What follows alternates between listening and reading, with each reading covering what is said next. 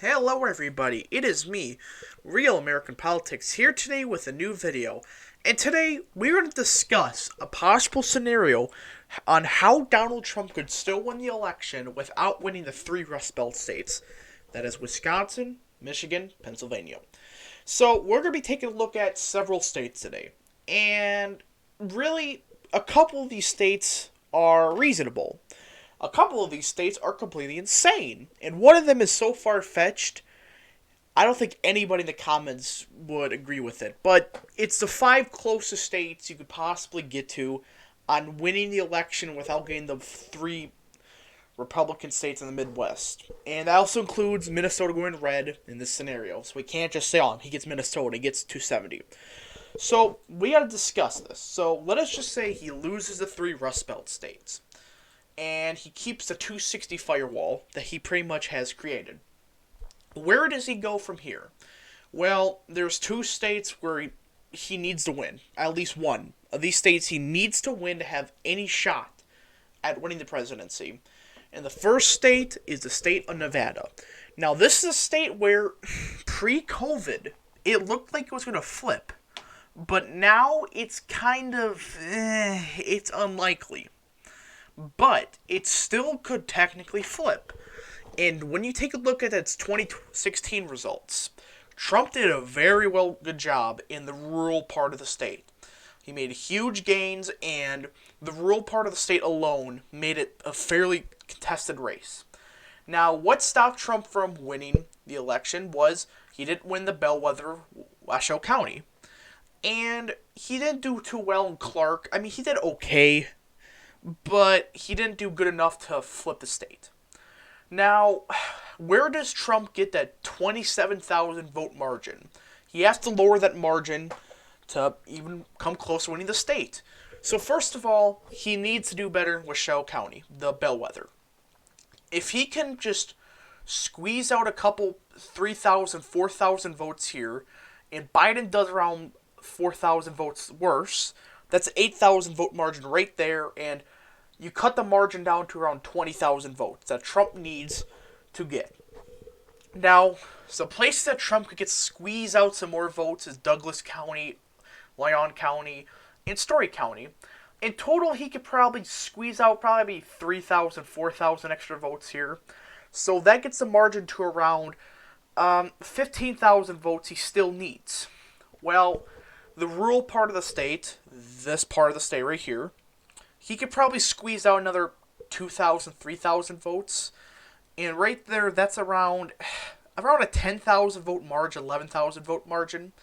So at that point, Trump would need to run the table in Clark. What he would need is a combination of improving by 6,000 votes, just get 6,000 extra votes, and Biden does 5,000 or 6,000 votes worse than Clinton did. And when you do the math, that gives Trump such a narrow victory in Nevada that it seems unreasonable, which it kind of is, but when the math is done, Trump could still win the state. Now, when we take a look at exit polls, and we notice Trump's strongest suit was, of course, whites, right? White college graduates, whites with no degrees, etc. The demographic that's going to determine the state of Nevada is this one right here. Non-whites, no degree. Basically the working class minority population. This is the population where Trump is about to make a huge gain with. And really, if Trump does lose the white college graduate, like let's say he gets only 48% of the vote of the white college graduate vote, if he could just get, 3% more of the non-white college graduate vote, and improve by 5 to 10% in the non-whites and no degree vote, and stay the same with the whites with no degree, so forth, he does flip the state. So in this scenario, we're going to say that Donald Trump does flip the state of Nevada. Now, this is the state he basically needs. In every scenario that's plausible, that's the one state he for sure needs. Now, after this, there is two states he could go after to flip, and he would have the election. We're going to talk about the more reasonable one, the state of New Hampshire. Now, New Hampshire is a state where Trump is looking fairly good when you actually take a deep dive into it.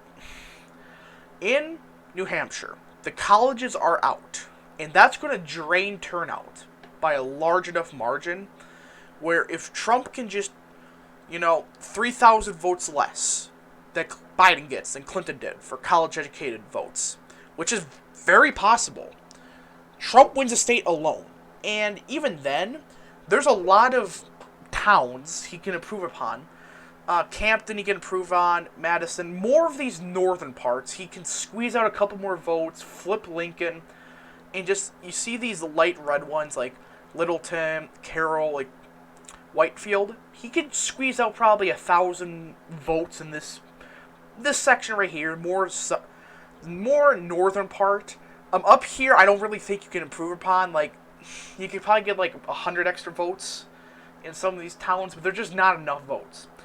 And after that, he would have to basically, in the southern part, where Concord is, Manchester, Nassau County town is, he would have to do, I would say he would probably have to improve by 1,000 votes in Concord. Biden does 500 votes less. Trump does 500 votes better than he did in 2016. And max out in Pembroke Town and more of these outskirts. This is a part of the state right here that he could absolutely max out, and you probably get 2,000 extra votes out of this part of New Hampshire. Because these are kind of decently populated precincts / towns. They're fairly populated considering the size of them. And it's a perfect area where Trump can make a huge gain with. And like I said, New Hampshire is a state where, with the white college graduates out of school, which is 51% of the population, right? And again, that's not the best metric because you got older people that graduated earlier, but you get the point. It's more the younger vote that this mostly carries upon. When you take a look at it, you just lose a percent of that vote. It goes down to 51 to 50%. And whites with no greed goes up to 42%. And these margins hold up. It is just enough for Trump to flip just enough votes and max out in this part of the state right here, and it does just enough to win the state of New Hampshire. So this was the more likely state. But let us just say in some bizarre world, he does not win the state of New Hampshire. Well, we got another option. It is not Maine, it is New Mexico. Now, New Mexico is a state that is, let us just say, a state that is somewhat trending Republican. Now, I don't think Trump can win New Mexico this time around. But, when you take a look at party registration, interesting things are happening. In the red part of the state, the southwest, it's getting redder. In places like Donna Ana County, and Grant County, and Luna County, these are getting even more redder. Just everything south in the very north is getting extremely red. So everything outside this pocket right here is getting red. Places like Santa Fe and Benilo County, which is Albuquerque, they're getting more Democrat. But outside of these two cities, everything is getting redder. And this is good for Trump. Because a lot of these counties, they have a decent amount of votes where Trump did not max out in. And a lot of these counties, Trump's going to improve big time with. Like Eddy County, like Leah County. Because there's a lot of Gary Johnson voters. But we can assume that they most likely would have went to Donald Trump at the end of the day if Gary Johnson never entered the race. So realistically, you just max out in the southwest part of the state and do a lot better where the working class Hispanics are. That's places like Donna Ana, Grant County has to do better in. Sandoval to an extent. San Miguel, not really. But you could maybe even try to improve in Santa Fe and Albuquerque. Those are the two cities you gotta kind of improve in. But just mostly just flip a couple of these counties, like the Bellwether, which is Cibola County. If you flip that and Grant County, basically by maxing out your turnout and just doing enough to improve with Hispanic working class people, you're going to flip the state. Now, this is a very unrealistic scenario of Trump winning New Mexico. But it is possible if Trump does a lot better with the working class Hispanic population. Now, when you take a look at it, in the exit polls, Trump, of course, had a very good time with whites with no degrees. But you could see he struggled with whites with college graduates. But the very interesting thing is non-whites with college graduates voted about the same as white college graduates. That's pretty big. And really, this is a big chunk of Trump's base he can expand upon, these two. If Trump could just get 40% the white college graduates and around 36% the non-whites with no degree, and do a little bit better with the white college graduates, he could flip the state. Now, it is a very unlikely scenario. You need a lot to happen. You need to just max out in the Southwest, flip Grant, flip Cibola County. You gotta even flip Sandoval. That's a trending county. But it is possible. Now, let us just say, though, Trump loses these two states, and he loses New Hampshire. Well, there is a third path, and it is cursed, so be warned. Alright, this is the most cursed possible map there is, and it first involves Maine. Now, Maine is a state where Trump can actually improve upon, because when you take a look at Maine, just gotta find it real quick. Where is it? Here it is. In Maine, Trump did a very good job in the 2nd District, and he may do a little bit better in places like Franklin, Kennebec, not going to try to pronounce that, and you go on. And he can do a little bit better in places like Lincoln, York, Waldo County. These are counties he could probably flip, but most notably, you got to watch out for York County. This is basically the closest thing to a bellwether in the state of Maine, and really, whoever wins York is going to win the state. And really, this is a county where Trump could flip. Because when you take a look at it, this is the same thing. This is a county that has quite a lot of white college graduates. And you see that Trump did abysmal with white college graduates. If Trump can just improve upon 2-3 points in Maine with white college graduates, and that's possible because the Johnson vote is out, he could very well flip York. And it may be enough to flip the state. But at that point, you would also need to max out the whites with no degree. Basically, full-out turnout in places like Askew County. No, that's not how you pronounce it, but you get the point. Washington. You got to max out in these counties. Absolutely just max out the vote. Improve a lot in Kennebec County. That's where Augusta is. And you win the state. It's very unlikely, but in technicality, it is a possible flip. Now, this next state, I should say, is a state that I know everybody's not going to love, right? But hear me out. The state of Colorado. Now, I've been saying this for a long time. I don't think Trump's going to win the state of Colorado.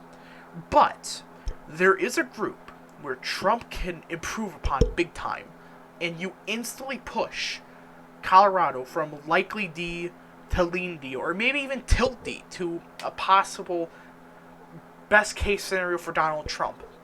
And I'll show you why. We go check Colorado, and you see Trump did phenomenal in the western part of the state, the eastern part of the state, I should say, and the western part. He did very good for Republicans. And he also did really good in counties that Republicans never do good in, like Pueblo. This is a fairly Hispanic population here. Now, for the state of Colorado, there is one bellwether that's going to determine the entire state. It is Larimer County.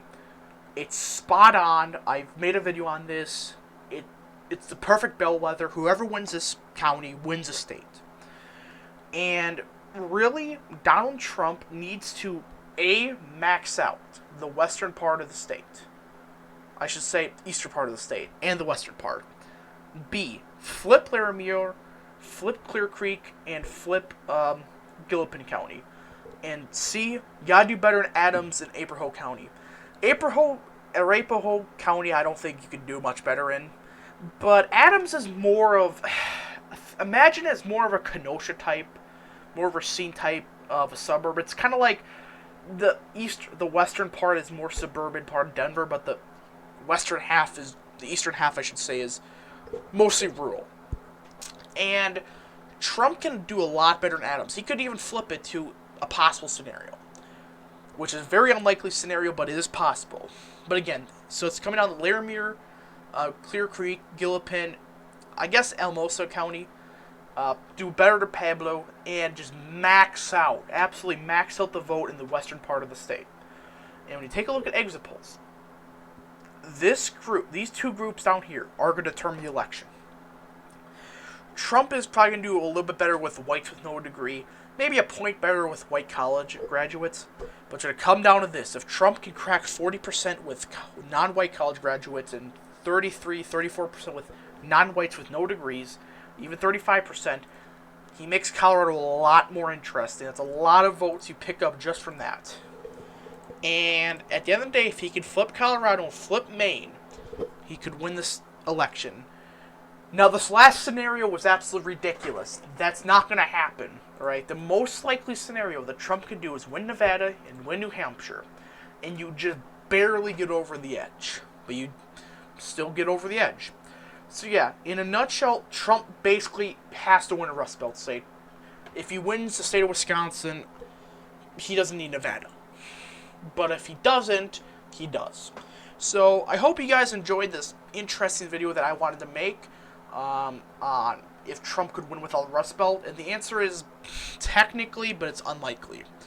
So yeah, I hope you guys enjoyed. If you guys did, hit the like button down below, subscribe, share with your friends. Let us get to 500 subs. That would be nice.